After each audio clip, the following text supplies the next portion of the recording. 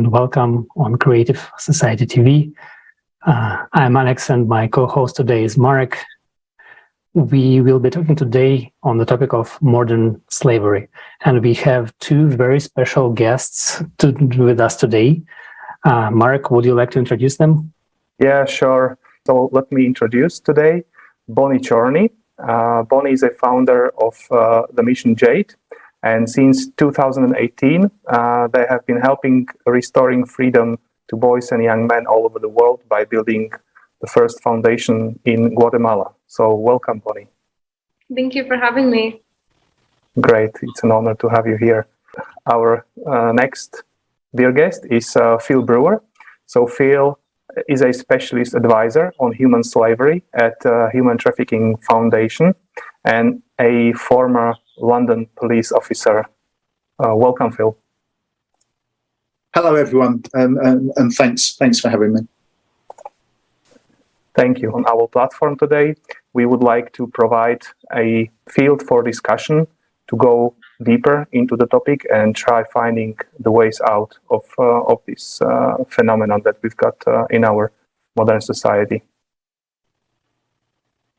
Yes, and we had you both on the interviews on the platform, and both of you said that modern human slavery exists because it is a profitable business, right?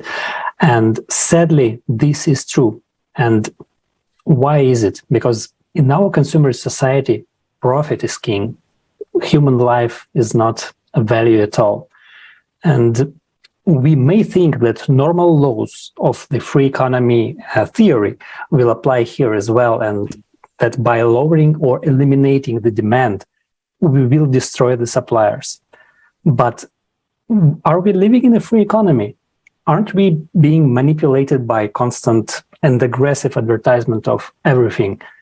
Isn't our demand artificially created?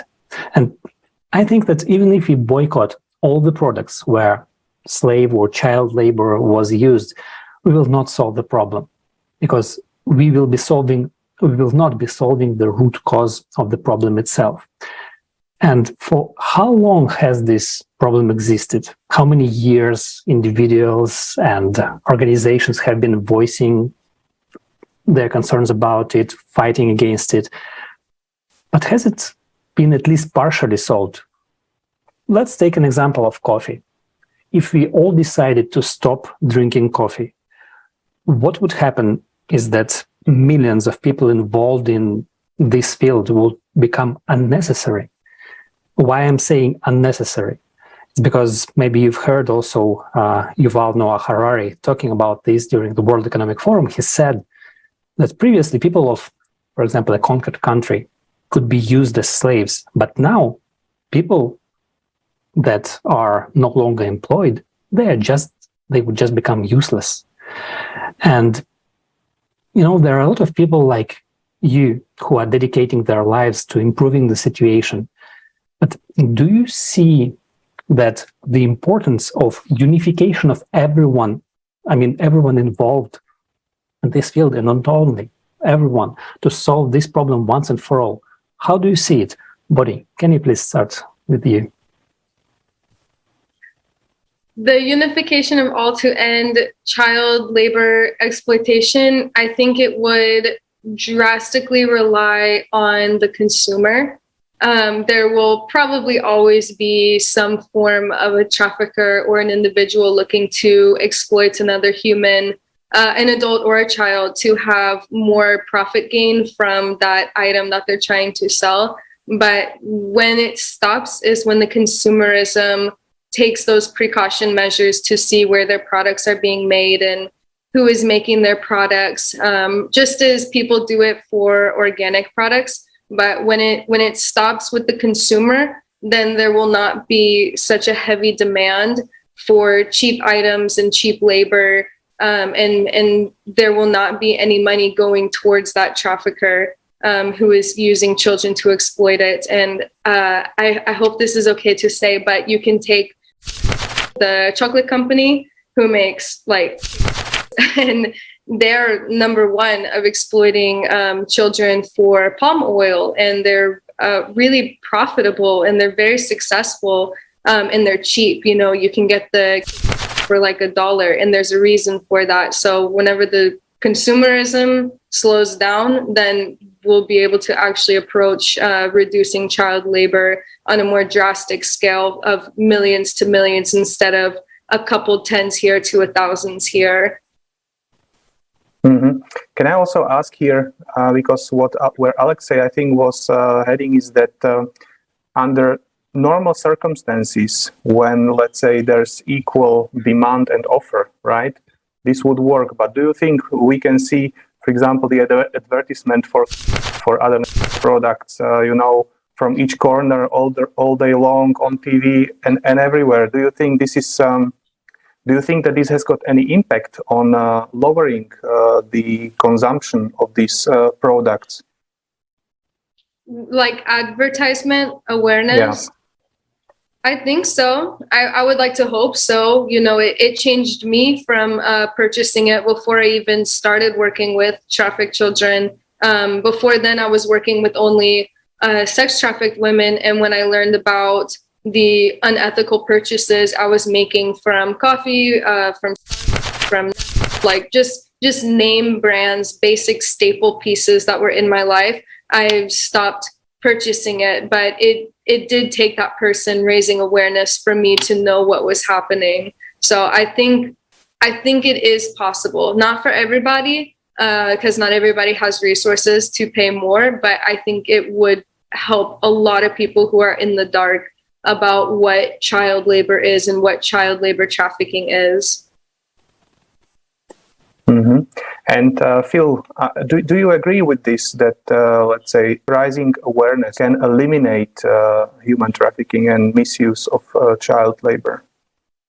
I think there's certain sections of society that will listen to information about exploitation. I think, unfortunately, there's also elements of society that are consciously ignorant in terms of recognising that exploitation may happen, whether it's where they get their nails done or where they get their car washed, but actually because they're getting a good price and, it's cheap, that actually will sort of almost put to the back of their minds the fact that behind that may be some sort of level of exploitation. And I think that's the real challenge. We have these conversations and there are people that will change their lifestyles. Bonnie's explained when she found out about exploitation, she boycotted certain companies or changed her certain part of her lifestyle. And everyone has the power and the ability to do that.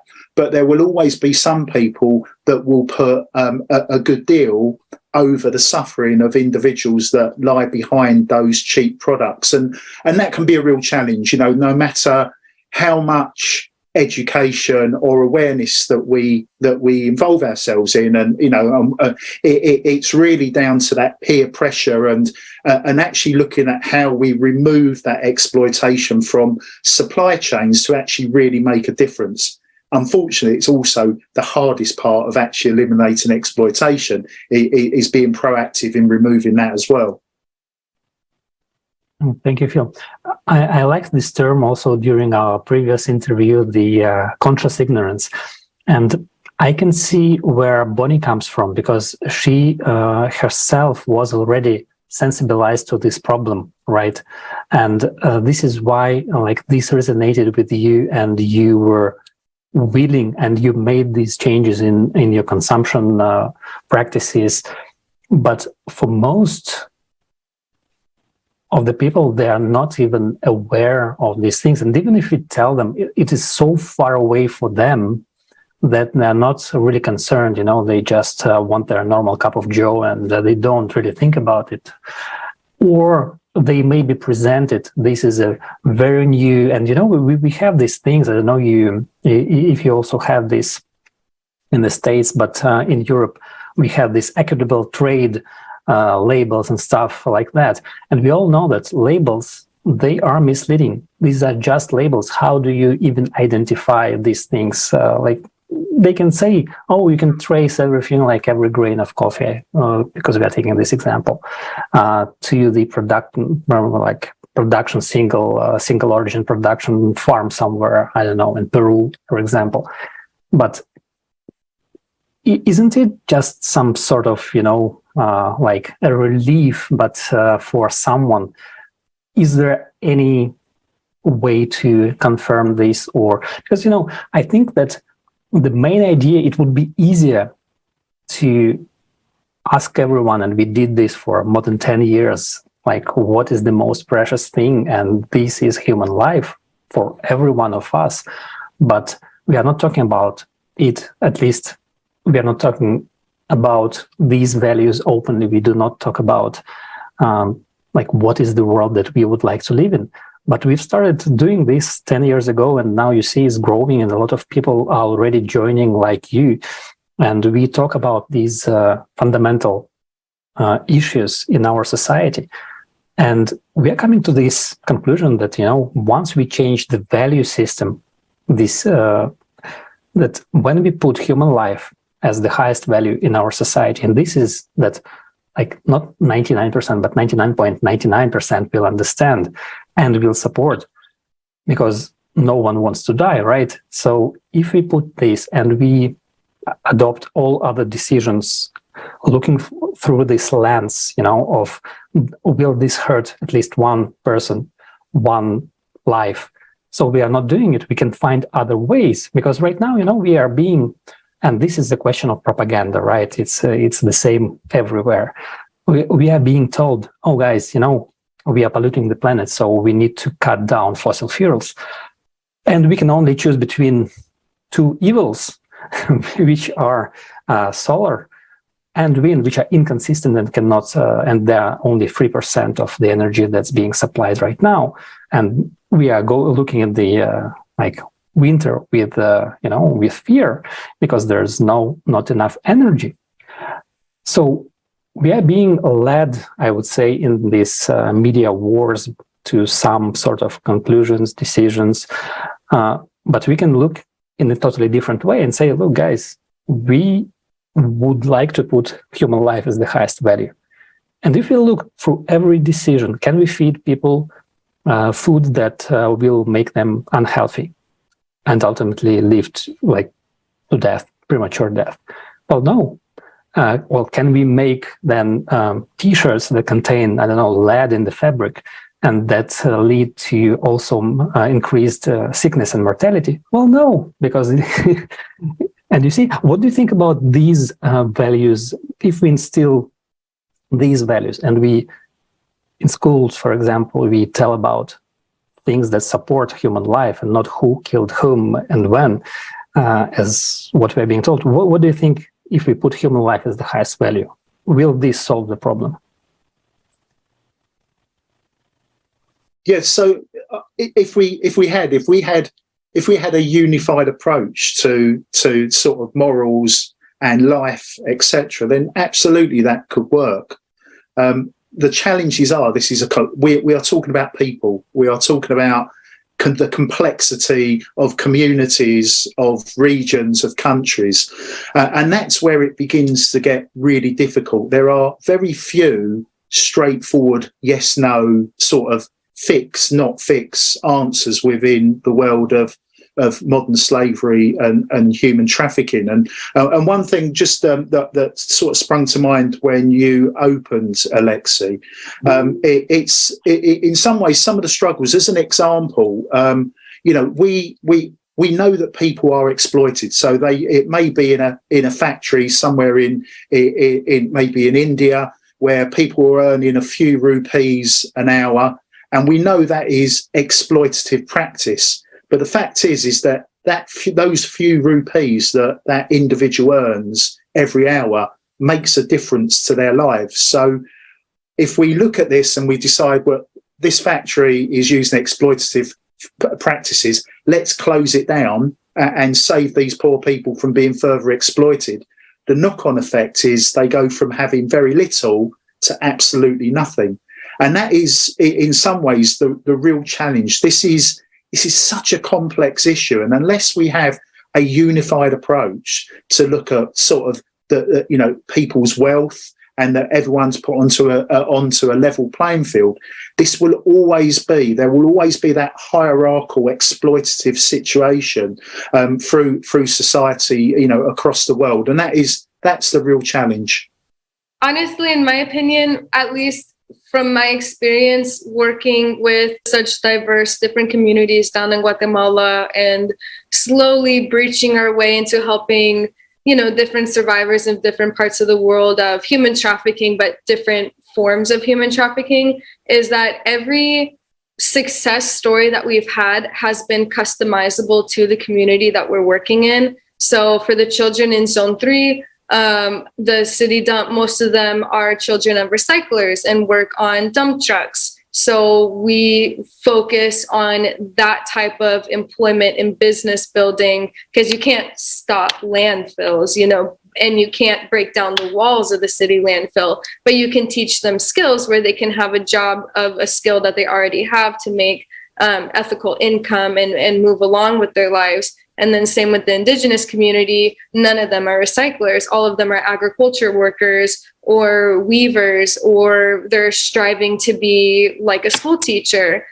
So we take the community, no matter how small the town is. I should even say we take the child that we're working with and figure out their strengths and their weaknesses and try and build them up a life where they are no longer vulnerable to labor trafficking or whatever form of human trafficking we're trying to help them from. So as human trafficking eradication should be on a global scale, ideally, but in reality, you have to take that victim, that individual, and give them a life where they're no longer vulnerable. So it's more like a domino effect, because when you help one child, they're strong enough now to help their peers or to at least educate maybe their parents. And it's kind of like a trickle down effect. So we work much more intimately, and that way we don't have to go back and clean up a mess, because if you don't take that time to strengthen the individual fully, their vulnerability could be even greater. Because if they're already at risk and they already have seldom resources, and instead of providing all the resources they need to survive, you're giving them the training skills to get their own resources to survive, it's just more beneficial for them in the long run. And those are life skills that nobody can take away. No matter if all the documents were taken away, those life skills and those trainings could never be taken away from them. And that's, I think, how you really strengthen a town and a civilization to not become vulnerable to traffickers. So instead of giving them fish, you teach them how to fish, right? Exactly. Yes, exactly.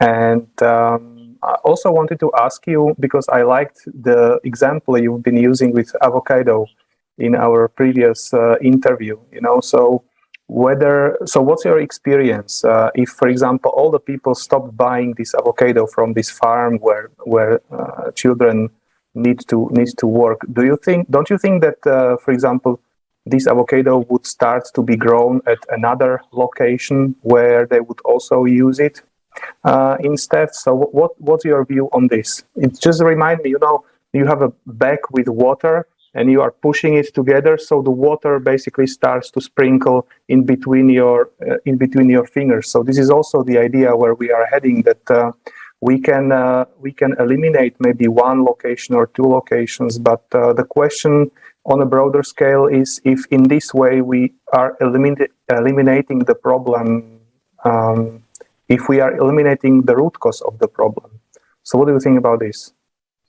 Well, I guess the first question you should ask is, why are their children even picking avocados? And the answer is for money. So if you look at more of the root reason of why the child is working in this field versus what the item is from this field, I think it's more important to prioritize the needs of the child than the consumer getting the avocado. Because I think avocado production is possible, to have year round, just as you can get coffee year round in Guatemala and broccoli. But whenever you figure out the reasons that they're putting children on the farms, and there's there's, you know, a huge reason for that. And it's because the families have no money. It's because they work to get $2 a day, the father of the household, and there's like 10 children. Or maybe it's because there's no education, just zero schools. So naturally, what is a 4-year-old or a 7-year-old going to do? They should be put to work, and they are put to work.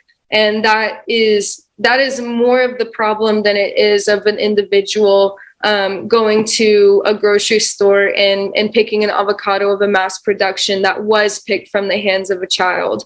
Because if there's zero opportunities, but a huge need for the child to work, then we have to supplement that fill. So if the child needs education, we should build more schools. If the child needs money, we should have ethical ways of teaching them trade skills, or at least a mentorship program where they can work ethically and not be victimized to working without getting paid. So did you want to say that if they had education, there are other opportunities for the children to start working and to earn money than this? 100%. And that is actually what our organization primarily focuses on. We don't just take children out of a bad situation of exploitation and we're like, okay, go back to your house, you're good to go. They need money. The root of the problem is still there. There's no education, there's no money.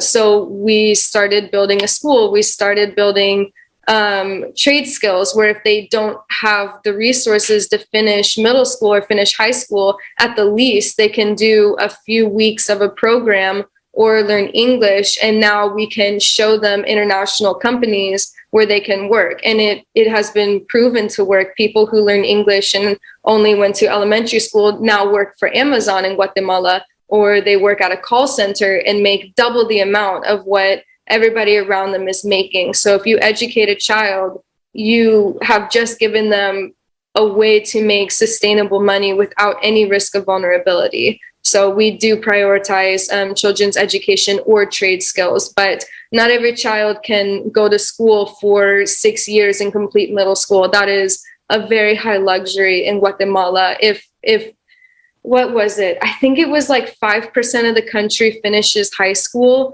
and most of them are only finishing 3rd grade or 4th grade. So the majority of the country is uneducated. So when you teach them how to read, how to write, how to make their own money and do something different than what their community already does, like agriculture or recycling, the world of opportunity opens the doors for them, and they no longer have to live off $2 a day.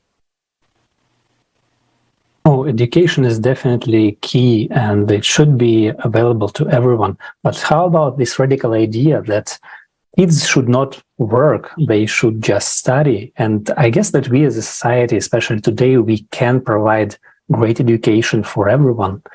And, we are coming back to this idea, because what you are saying is totally valid in this current world that we are living in today.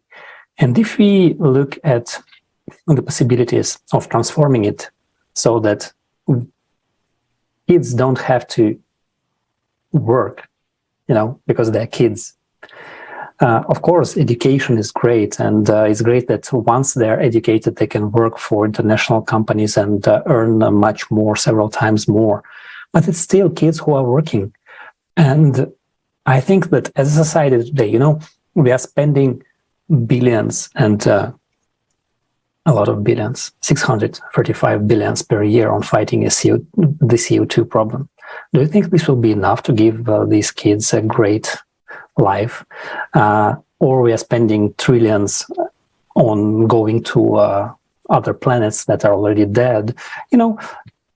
Why not look in this direction that we as a society are mismanaging even the wealth that we are having today, and this wealth is being built more and more by kids like you are helping, the ones that you are helping, because when they work for Amazon, it's great, but this guy is the richest guy in the world, right? Jeff Bezos.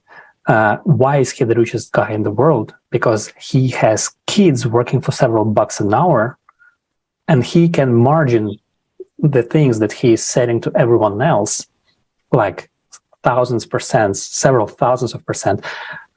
Phil, do you think that we can implement these things like the value of human life, the value like free education and stuff like that in the political systems of our countries? Because this is where it all starts, because we will not be able also to exploit kids in other countries when we have this written in our own constitution. Can we do this? We can, Alexei, but I think it's actually changing the whole mindset about how we approach it, and really building on what Boni has already set out. One of the key elements to this is about removing that vulnerability to exploitation from someone's life, and that's drilling down and actually spending time to make sure that key element or those key elements that make someone susceptible to exploitation are removed and don't return. And unfortunately, we quite often go down the quick fix route. So, and that is quite often a criminal justice route in terms of prosecuting traffickers, putting them in prison for a specific amount of time. But what we don't do is address the vulnerability that is still wrapped around that victim of exploitation. And as Boni described, education is one way out. Giving people access to actually taking some control of their lives is another way of removing that exploitation. These are not easy things to do, but as Boni said, they are things that can be that can sort of they're projects that need to be very much focused locally, because each individual will have a specific type of enabler to exploitation, within that vulnerable community. So it has to have that approach.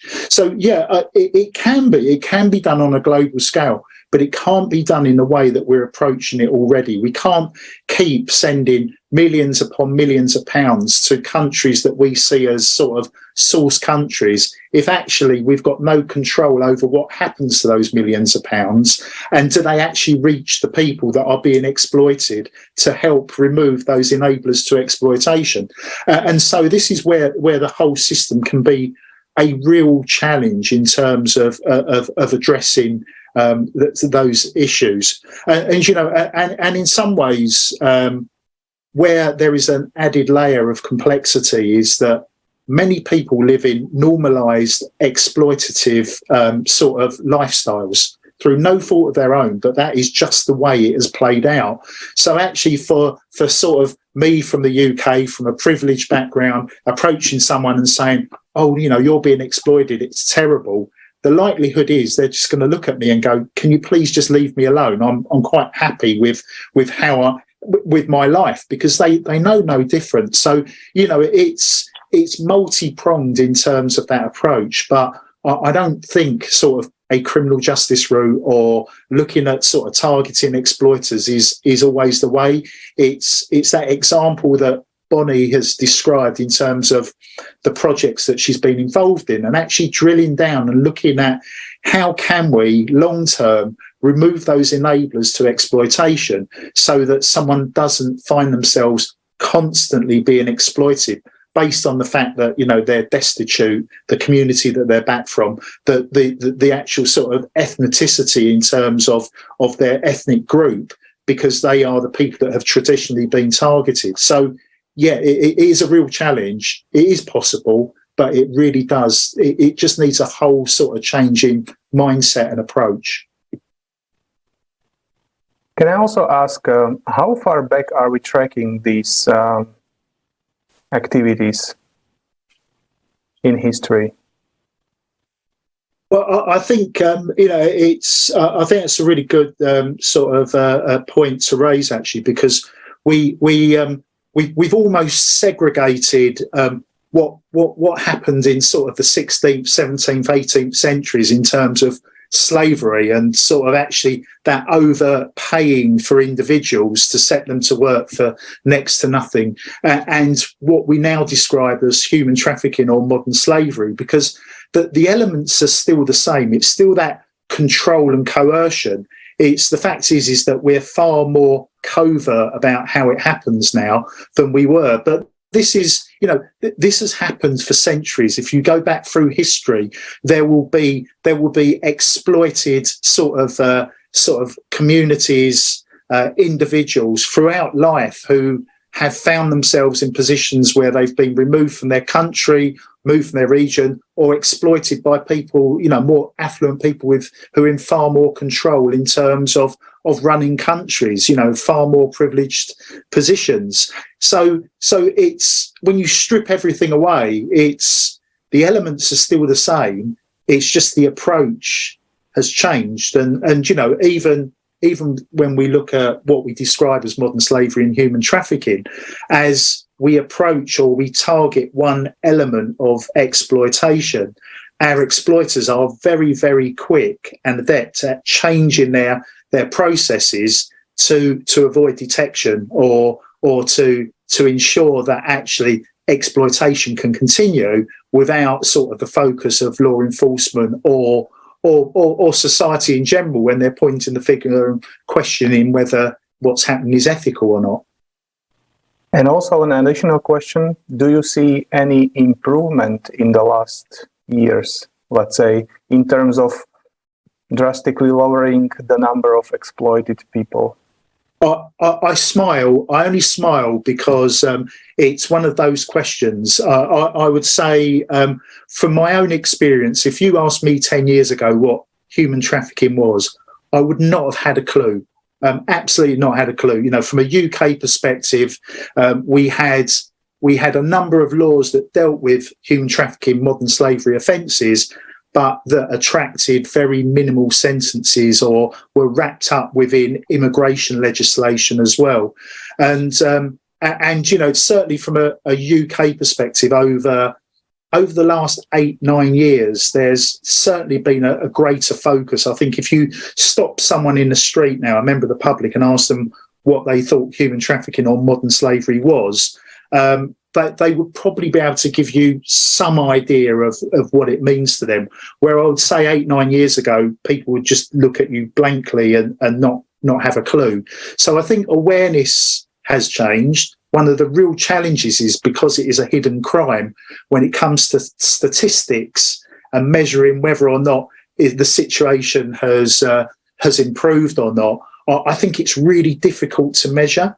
I think, it's very much driven by economies, and it goes back to what we were talking about before. When you look at what is modern slavery and human trafficking, what are the drivers, it is purely sort of from a financial, it's a money-making business, whether it is saving money through exploiting someone or making money through exploiting someone. So, whether it's decreasing or increasing, it's really difficult to measure because awareness has improved. So we are seeing more cases reported. So I know that's a bit of a cop-out in terms of your question, in terms of not answering it directly, but I think it is a real challenge because we just do not know the data or the statistics beyond any question that lie behind modern slavery and human trafficking. Yeah, why have I been asking these two questions? It is just because, as in history, until today, we are delegating our power to a small group of people who defend their own interests in every country. It doesn't matter if it's Western countries, Eastern countries, it's everywhere the same. And we can see that, the scissors go away, richer getting richer, rich getting richer, poor getting poorer. And there are billions of people who literally fight for their life, And do you think that without making the change of the system, do you think we can do something with it effectively? Bonnie, did you want to go first? Because I'm conscious I've been talking a lot. Yeah. Oh, no, you're fine. You're brilliant. I think it will still be an individual's choice to help such an intense crime. I would love to put my hopes in the country's government to take on their own personal problems with human trafficking, but it just doesn't happen. And even if the identification of victims does increase, the shelters and the refugees and the programs that are actually in place to handle situations of human trafficking are usually very segregated. Like, if you are a shelter that helps LGBTQ community, maybe you only help youth, maybe you only help adults. If you're a shelter that only helps women, you probably don't help girls. So even the places that are already existing are not capable to take in all the types of victims that exist. And one thing that I noticed is that a lot of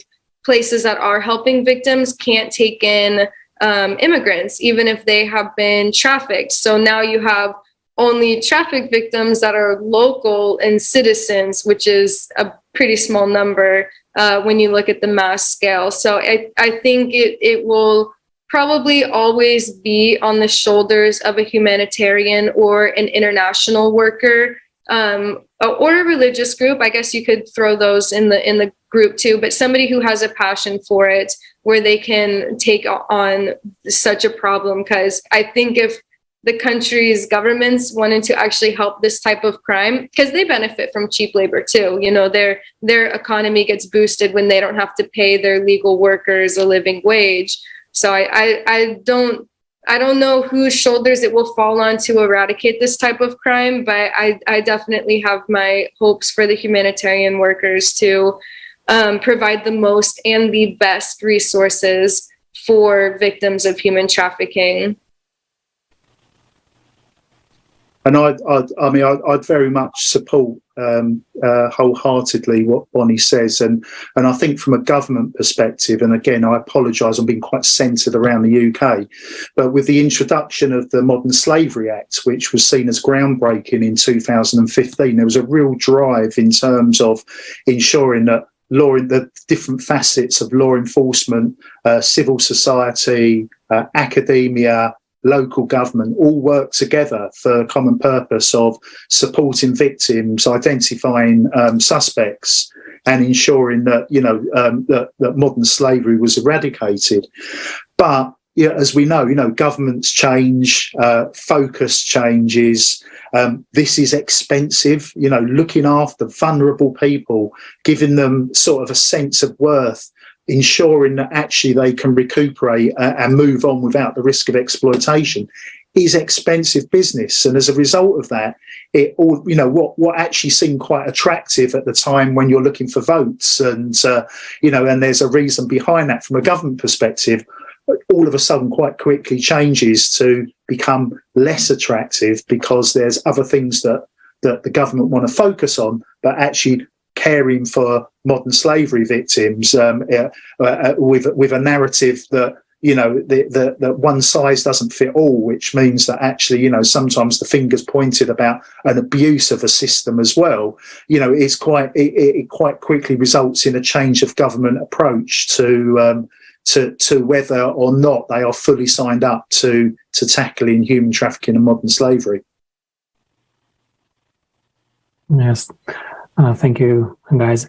Also when we were preparing, we had this analogy that came up, that when there are many individual agents, let's say, who are working on these problems, and as you said, like for the government, they have a lot to do, right? So they are trying to fix this thing, then there is this thing that falls apart, and also in our world today, like everything is connected. You pull the string from one side of the globe and something else falls apart. And this is our example, that if we stop using, for example, like certain types of products, then there are people losing their livelihoods on the other side of the planet. And we had this analogy that came up, when you have this panel house kit, that you need to assemble. And you cannot do it one by one, right? You need to do it all in once. And you need to have all the people, like all the village should come in and pick the panels and put them straight up, and then the house stands, and this is why we need this holistic approach at the planetary level. And this will solve many problems, if not all of the problems, if we, understand that the problem is not human trafficking or people who use child like products used with made with child labor. But the problem is the format of society where we allowed this to happen, right? It is because we were told that this is the way we live, this is how the things should be. But everything that surrounds us is made by us, people, everything. It's not the government that made your computer or mine.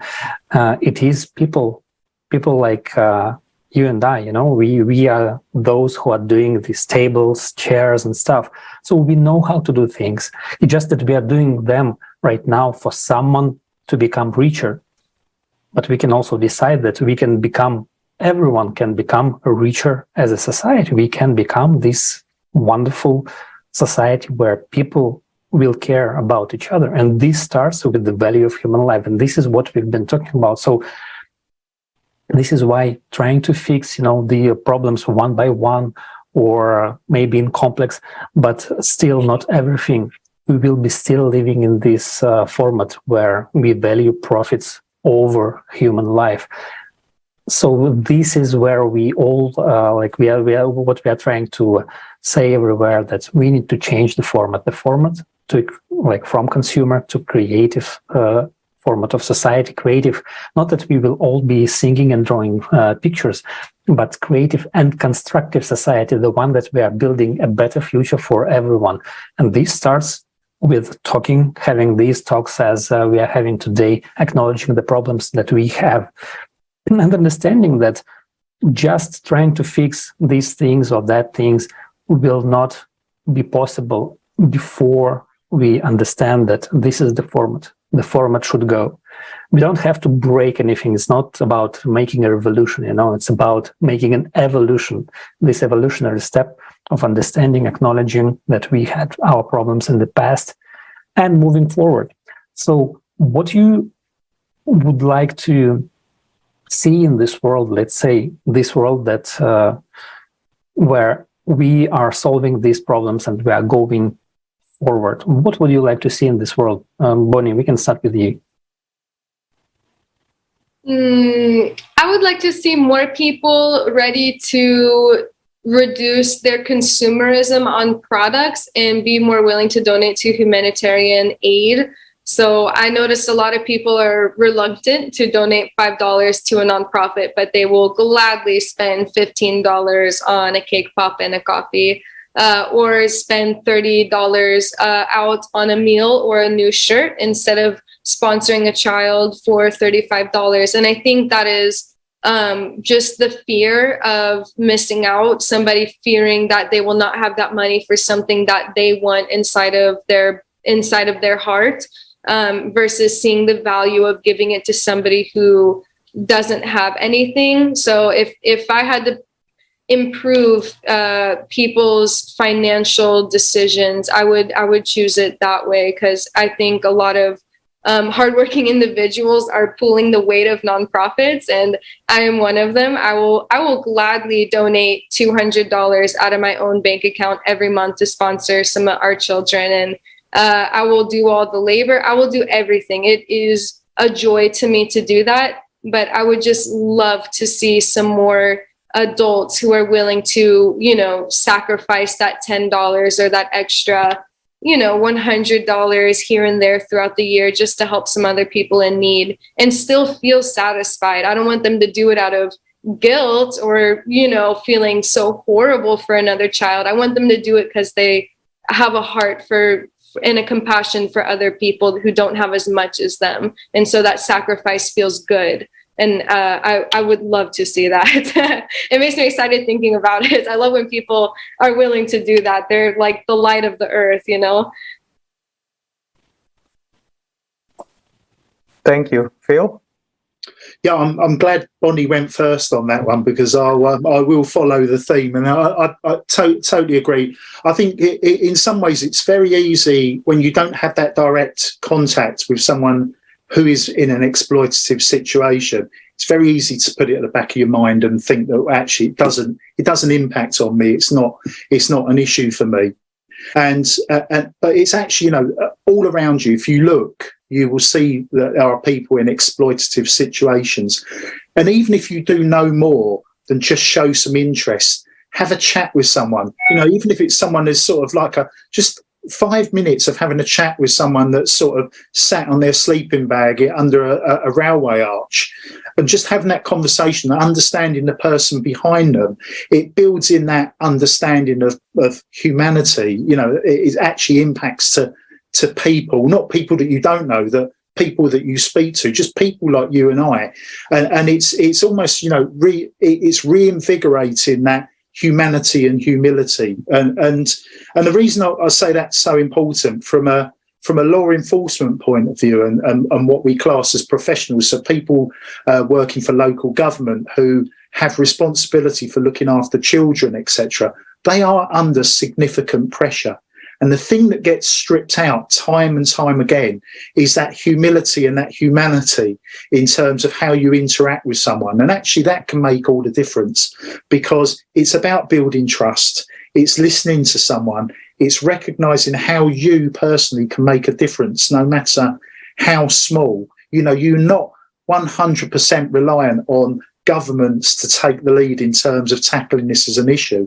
There are things that you can change within your own life, whether it is from consumer, if it's just being more aware of the community around you, and actually just investing, if you can't invest money, investing a bit of time into listening to someone and thinking about how you can help them, going back to what I said before about removing those enablers to exploitation.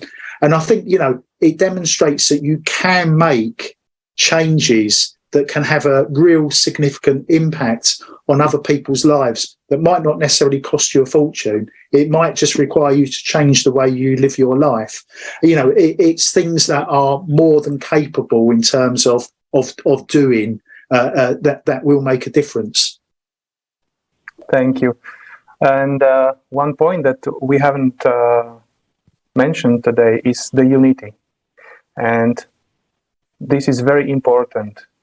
It's like, you have got this brown movement where everything is moving on its own in its direction, and at the end effect, as a mass is moving nowhere, is staying at one point.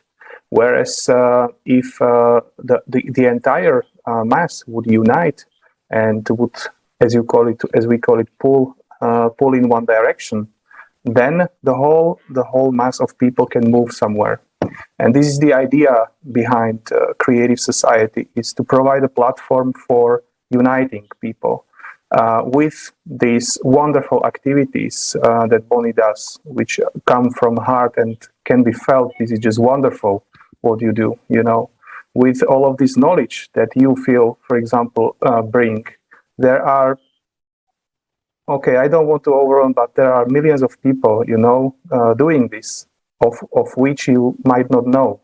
And imagine that a million of people with this aim come together and start acting. This is a force that that can move the earth forward, right? And so this is something which is, I think, very important. And this is why we are doing all of this, providing the platform for uniting, letting, as Phil said, people chat, etc. Right? And so, what we would also appreciate is if you shared this idea, because only together, because we are separated to countries, to religions, to social statuses, to anything. But in fact, we are all people, and we will just want to be happy. We just want to live happy, and we can really do it if we unite. If we unite everyone in his position, in his place, with his knowledge. If we unite, we can really make this change. So I'm really grateful that we have had this wonderful conversation today. And maybe if you would like to say something to the end to our viewers, we would much appreciate it. Well, to all the viewers, don't doubt yourself. You can be the change. I told myself I was going to change the world of what labor trafficking looks like. I was going to help victims and find the most unserviced population, and I managed to do it. I work with slums, indigenous communities, boys and minors, and immigrants. So I believed in myself and I can do it, and you should believe in yourself and you can do it. Yeah, I mean, this is just from our conversation, you understand, I think everyone will understand how complex an issue this is. And there are so many different factors that result in someone being exploited or finding themselves in an exploitative situation. But my message is really, again, stealing almost from Boni yet again, it is, you know, that there are small things that you can do as an individual that will have a knock-on effect. If everyone does just a small thing, you know, that can result in great change. And we all have the power to do that, no matter what our position or status is in the world.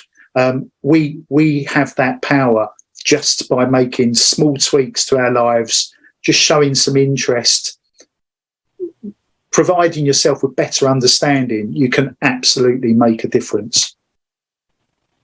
Well, thank you very much, guys. And, you know, so it all boils down to start with yourself and be the change you want to see. So this is a great piece of advice. And if everyone does it, we will change the world, because we are all, the society is made from each and every one of us, from individuals, and together we can make this change happen.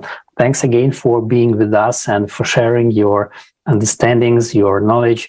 It was a really great pleasure seeing you again, and I hope to see you back again.